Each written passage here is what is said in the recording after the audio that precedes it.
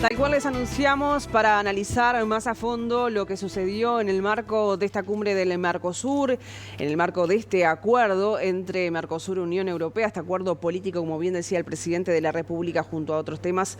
Estaremos conversando a partir de este momento con el doctor en Relaciones Internacionales, Ignacio Bartesay. Ignacio, bienvenido y muchas gracias por tu tiempo, que sabemos que ha sido un día complejo para ti. Buenas tardes, con mucho gusto. ¿Cómo estás? Bien, muy bien, un placer. Bueno, queremos bajar a tierra y saber de lo que implica este acuerdo político, como dijo el presidente de la República, qué tanto nos acerca a este acuerdo definitivo, porque esto no implica que hay una firma de por medio aún. No, el acuerdo no está firmado. Lo que está es cerrado el texto de negociaciones. Es un cierre técnico, pero no se firma todavía porque para firmarse se necesita un acuerdo político, que es el que todavía no visualizamos en la Unión Europea. Desde el lado del Mercosur, los 4 presidentes están de acuerdo, pero desde el lado de la Unión Europea no están de acuerdo los 27 miembros en avanzar en la incorporación o la ratificación de este acuerdo, que es algo similar a lo que pasó en 2019, sí, pero con alguna diferencia porque cambió el contexto también.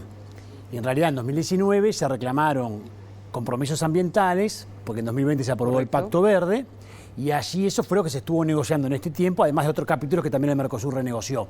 Entonces, si bien cambió el contexto, el bloqueo de Francia sigue estando, también de otros miembros de la Unión Europea, y eso es lo que se va a discutir ahora en el Consejo Europeo, que es el ámbito adecuado, y después la aprobación o no del Parlamento Europeo. Exacto. Esa es parte del proceso, que tiene una duración aproximada de ¿cuánto tiempo? Y bueno, entre revisión legal, traducción a los idiomas de la Unión Europea y todo, año y medio, 2 años, ¿no? Perfecto. Antes de eso va a ser muy difícil. Exacto, que sería lo de menos pensando en la postura radical de Francia, ¿no? Que sí, es el principal opositor a este acuerdo. El presidente Macron ha insistido con que de todos modos él jamás dará la luz verde para que... Ya hay declaraciones incluso. A propósito de esto último, te pregunto, y te lo mencionaba hace instantes, ante esta acérrima postura de Francia, ¿qué tanta fuerza tiene para realmente bloquear un acuerdo de estas características? Francia tiene fuerza porque Francia, por supuesto, que es la Unión Europea junto a Alemania, ¿no? Es el origen de la Unión Europea. Es como decir Brasil y Argentina son el Mercosur. ¿Tá? Francia y Alemania son la Unión Europea. Francia tiene fuerza. Es cierto que está en una crisis política interna algo debilitada. Es cierto que Macron viene debilitado en su gobierno, como sabemos, hace bastante tiempo. Entonces tiene quizás menos fuerza, pero tiene fuerza y puede convencer a otros miembros para que la votación en el Consejo no dé el número que tiene que dar, ¿no? Entonces, si tiene fuerza, no hay que desestimarlo. Puede demorar, pero además pueden surgir también otras cosas. A ver. Puede surgir en el Parlamento Europeo incomodidad con la política seguida con Milei respecto a la Agenda 2030. Sí. ¿Por qué? Porque este acuerdo tiene 2 grandes pilares. Uno que es el comercial, que es el que negocia la Comisión Europea, es el que se cerró hoy. Y otro es el político y el de cooperación, donde allí hay muchos aspectos que desde el lado del Parlamento Europeo pueden decir: me incomoda la posición de Milei, como en su momento le incomodó la de Bolsonaro. Por ejemplo, negando el cambio climático, negando una gran cantidad de ítems de la Agenda 2030, como ya vimos que hizo Milei en el G20. Sí, con esta Europa verde queda extraña esa postura. Esta Europa verde, sí, con un Parlamento muy verde, y con un Parlamento que apoya esta Agenda 2030, bueno, la verdad que sí, pueden surgir nuevas complicaciones, pero lo primero es lo primero. Hay que ser muy claros en esto. La reunión de hoy en Montevideo fue histórica. Sí. ¿Por qué?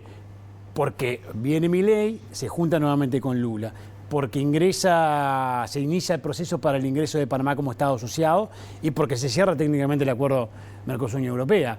Todo eso junto, por supuesto que hace que la cumbre de Montevideo pasa a ser algo muy relevante, ¿no? Nombraste 2 grandes áreas. Yo justo te quería preguntar sobre el detalle de este acuerdo. ¿Cuál es el alcance? ¿Qué debe saber la gente? ¿Qué se gana? ¿Qué gana Uruguay, pero qué gana además el Mercosur con un acuerdo de estas características? Yendo realmente a cada punto, por supuesto, en síntesis. Acceso al mercado europeo. O sea, nosotros pagamos muchos aranceles para exportar a Europa, la Unión Europea también paga algunos aranceles para exportar al Mercosur. Entonces lo que se hace en cronogramas de liberación bastante amplios es liberalizar el comercio entre las 2 partes, una zona de libre comercio. Un tratado de libre comercio al final. Claro. Por eso llama la atención que se los critique cuando en realidad lo que estamos festejando hoy es el cierre de un tratado de libre comercio, eso que quede claro. Pero es eso, es bajar los aranceles, mejorar la competitividad, tener acceso también en servicios, tener mayor nivel de estándares de un lado y de otro. O sea, ganan las 2 partes. Gana mucho más el Mercosur porque desde el punto de vista comercial la Unión Europea es mucho más importante para el Mercosur que lo que es el Mercosur para la Unión Europea. Pero la Unión Europea también gana otra cosa, que es una señal, como lo dijo la presidenta de la Comisión Europea en su discurso, en la conferencia de prensa, una señal política. ¿Por qué? Porque ella está jugando también para la interna de la Unión Europea, apoyando su agenda de la Comisión, que tiene que ver con el Pacto Verde, que tiene que ver con ciertos acuerdos, que tiene que ver con asociarse con otras regiones para enfrentar este contexto internacional tan complejo, que tiene que ver con dar un mensaje de apertura cuando estamos esperando que Trump asuma con lo que ya se viene que va a aplicar en términos de aranceles y medidas proteccionistas. Todo esto son señales muy, muy importantes para la Unión Europea. Y para el Mercosur también está lo otro que es relevante para Lula, que estuvo en la discusión de hoy, que es no seas tan crítico con el Mercosur, lo fue el presidente argentino, porque ahora tenemos cierto éxito. Entonces Lula mostró un Mercosur de éxito, Milei se mantuvo en su posición de que el Mercosur está obsoleto, duro Milei, era esperable, y Lacalle Pou también se retira en su último discurso con el Mercosur, siendo también muy crítico y diciendo: sigo apoyando la flexibilización y enviándole algunos mensajes a Milei de que no está solo con eso. Y yo creo que eso habrá generado incluso cierto malestar de Lula, que no sé si por razones logísticas o qué, se fue algo rápido, ni siquiera se quedó para la foto de familia. Tengo para seguir hablando del acuerdo, pero te quiero preguntar porque en X estuviste expresando esto justamente de lo que dijo Lacalle Pou, de que obviamente flexibilizar el Mercosur no se contradice con dejarlo de lado, y también habría que ver entonces qué sucede, porque estamos ante un cambio de gobierno nosotros también. El 1 de marzo asume Yamandu Orsi. En este contexto, ¿qué se puede venir? Porque realmente la postura de Lacalle Pou ha sido bien clara. En cambio, ¿habrá una rotación, un cambio de mando? ¿Y qué va a suceder? El mensaje de lo ¿Qué puede llegar a suceder? Sí, lo que dice Lacalle Pou en su discurso lo dice al lado de Yamandu Orsi, sabiendo que Yamandu Orsi piensa distinto, porque las declaraciones que ha dado en estos días y las de sus asesores indican que vamos hacia un mayor alineamiento con Lula, que vamos hacia un foco en la región, que los TLC ya no están pasados de moda, que ya no son importantes, que el TLC con China no es algo que se vaya a continuar, porque es, dijo O'Donnell, una tontería. Expresiones que son muy claras. Claro, entonces, y hay contradicciones entre la propia COSE y además hay contradicciones todavía. Entonces, no se sabe qué va a ocurrir, pero lo que parece ser claro es que vamos a un cambio. Y Lacalle Pou lo deja evidenciado así. Yo creo que estoy de acuerdo con Lacalle Pou en que flexibilizar no quiere decir atentar contra el Mercosur. Al contrario, flexibilizar quiere decir reaccionemos antes de que este instrumento quede obsoleto, como ya dijo Milei. Entonces, no parece, en el caso de Milei, que el cierre del acuerdo con la Unión Europea lo deje tranquilo en sus reclamos de un Mercosur más flexible y más bilateral. Ahora, claro, va a quedar solo. Porque se va a Lacalle Pou, que es con el cual tenía coincidencia en este sentido, y lamentablemente por falta de pragmatismo y por una política internacional más ideologizada, parece ser que Orsi no va a acompañar tampoco la posición de Milei. Entonces, en ese sentido, Uruguay podría estar perdiendo una oportunidad, porque en relaciones internacionales modernas el pragmatismo es clave, moverse rápido y con uno o con otro, no importando si sos de mi sector político. ¿Debería ser necesario de pronto cambiar un poco esa postura, ponerse un poco más moderado para...? Ojalá que los asesores de Orsi maticen algunos de sus posicionamientos, ¿no? Y primero que no le digan a la gente cosas que no son. Los TLC siguen plenamente vigentes en el mundo.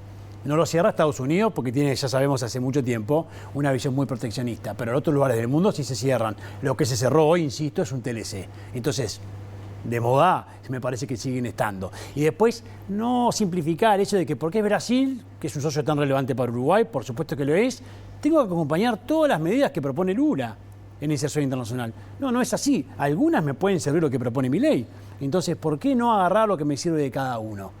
Eso es algo que... Ahí no debería pasar lo político por sobre lo estratégico internacional. Lo ideológico y lo político no debería estar sobre los intereses, porque si hablamos de que queremos un país desarrollado, tenemos que entender el vínculo que existe entre la apertura comercial y el desarrollo económico.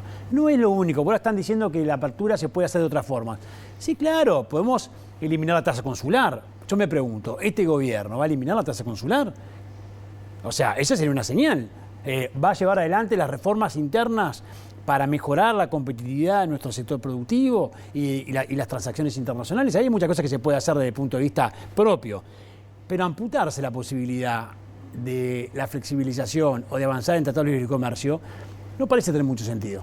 Bien, volviendo al acuerdo, te quiero preguntar porque Van der Leyen fue clarísima en decir, bueno, de pronto Francia tiene una postura fuerte, bloquea, pero los productores agrícolas, que son quienes realmente están realizando esta especie de tranca para el acuerdo, se verán robustecidos.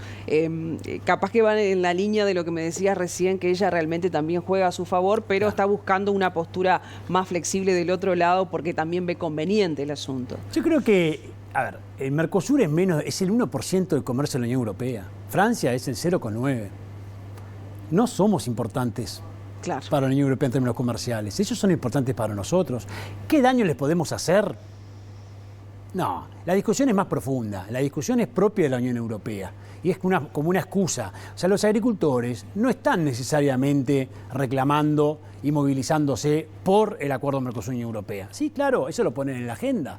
Están movilizándose por el Pacto Verde, por las exigencias ambientales y por las normas ambientales que deben cumplir, que los hacen ser menos competitivos con el resto del mundo que no cumple ese nivel tan alto de estándares. La discusión en la Unión Europea es más profunda y lo sabe, por supuesto, la presidenta de la Comisión Europea y por eso aprovecha a enviar este mensaje. Así que sí, comparto. Yo creo que en términos generales vamos a ganar nosotros más en agricultura y ellos más en industria y más en servicios, en ese ida y vuelta, porque es un comercio complementario, pero van a ganar los dos.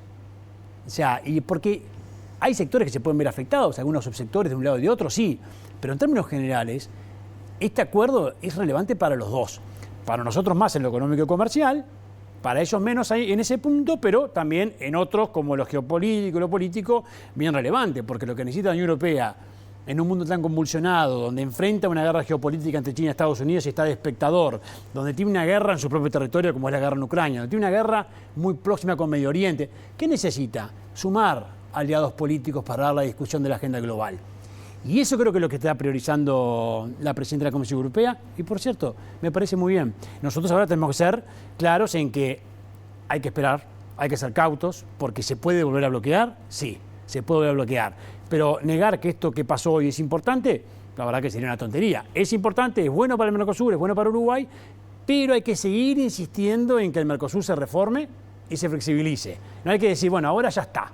Porque la hora ya está, nos puede pasar lo mismo que pasó en 2019, que pasaron bastantes años y el acuerdo sigue sin estar vigente. Dos preguntas en una para optimizar el tiempo. Te quiero preguntar a quiénes tiene que convencer Francia básicamente para este bloqueo, para este impedimento, y además que me dijiste algo de Milei hace instantes, pero quiero preguntarte sobre el tono de los discursos de los presidentes en la cumbre.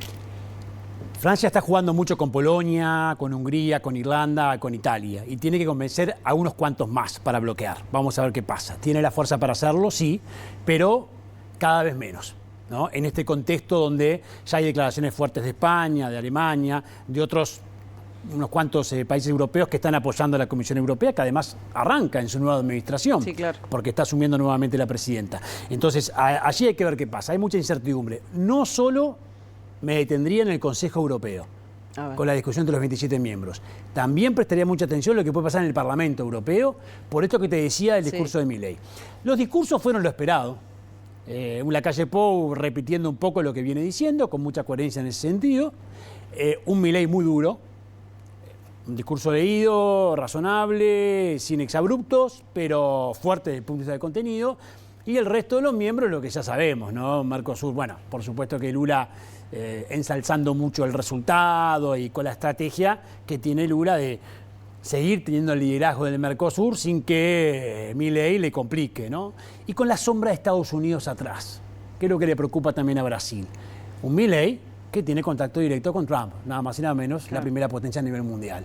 Eso incomoda a Lula y por eso festeja tanto este avance con la Unión Europea y por eso lo impulsó bastante. Así que discursos, me parece que dentro de lo esperado, y ahora hay que tener en cuenta que asume Argentina. ¿Qué va a pasar en los próximos 6 meses? No es que tenga un poder muy fuerte Argentina en su presidencia pro tempore, pero sí puede marcar la impronta. Y la impronta va a ser seguir insistiendo en la discusión de un Mercosur distinto. Te quiero preguntar, expectativas para el próximo periodo de gobierno, buena apertura comercial, apertura al mundo de Uruguay. ¿Cuál es tu visión al respecto? Pocas, lamentablemente pocas. No creo que impulse mucho la flexibilización. No creo que impulse mucho el lobby necesario que aún debe hacer Uruguay para ver si ingresa o no al CPTPP. Entonces lo que va a hacer es esperar que el Mercosur avance en su agenda externa. En definitiva, Uruguay va a estar dispuesto, más allá de algunas reformas internas que ojalá se hagan, relacionadas con el comercio exterior, hay que ver qué perfil del canciller. El Transpacífico venía bien encaminado. El Transpacífico venía bien encaminado, es cierto que en la reunión de Vancouver no prioriza en Uruguay, prioriza en Costa Rica, pero para que en las próximas reuniones de la Comisión del CPTPP priorice en Uruguay hay que hacer lobby. Me pregunto, ¿este gobierno hará lobby para eso? Porque eso es parte de la estrategia de flexibilización. Yo creo que este gobierno, que además me preocupa que no tengamos todavía canciller, digamos, me parece que el presidente Orsi debería darle más importancia a la política internacional y ya debería saber quién quiere en ese puesto clave para el país, ¿no? Eso me preocupa. Pero independientemente de eso, creo que no vamos a ir hacia una política internacional propia para ver si podemos flexibilizar, cerrar acuerdos bilaterales. Vamos a esperar que el Mercosur avance en su agenda en curso. En otras palabras, vamos a esperar que otros tomen las decisiones por nosotros. Ignacio, como siempre ha sido muy claro, gracias por permitirme llevar varios temas en pocos minutos, ha sido muy amable como siempre. Con todo gusto, un placer.